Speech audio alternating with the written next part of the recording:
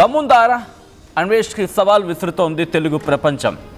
కొత్త సంవత్సరం వేళ నా అన్వేష్ కొత్త వీడియో రిలీజ్ చేసిన తర్వాత కూడా ఇదే మాట వినిపిస్తోంది. ఇండైరెక్ట్గా గరికపాటికి తన సవాల్ చేస్తున్నాడు, గరికపాటికి సవాల్ చేస్తున్నాడు అని అర్థం వచ్చేలా ఉందంటూ చర్చ జరుగుతుంటే అర్థం చేసుకోవచ్చు.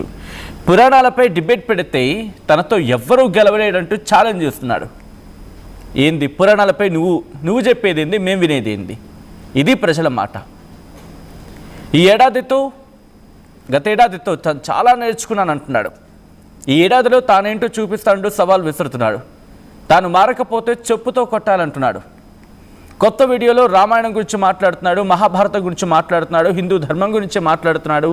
అన్వేష్ సింపతి గేమ్ ప్లే చేస్తున్నానని చెప్పి హిందూ సంఘాలు ఆగ్రహాన్ని ఇక్కడ వ్యక్తం చేయడం జరుగుతోంది.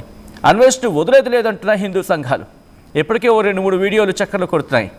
వాటిని మనం అథెంటికేట్ చేయలేము, బట్ ఆ వీడియోస్ ప్రకారం ఎవరితో మాట్లాడుతూ మీరంటే మాకు ఒకప్పుడు నచ్చేవారంటే కానీ ఇప్పుడు లేదు అని చెప్పి ఒక కైండ్ ఆఫ్ వీడియో అఫ్కోర్స్ మీరు చూసుంటారు.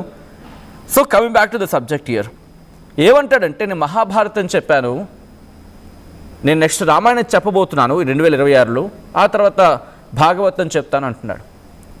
సీదా సవాల్ ఇక్కడ, సీదా సవాల్.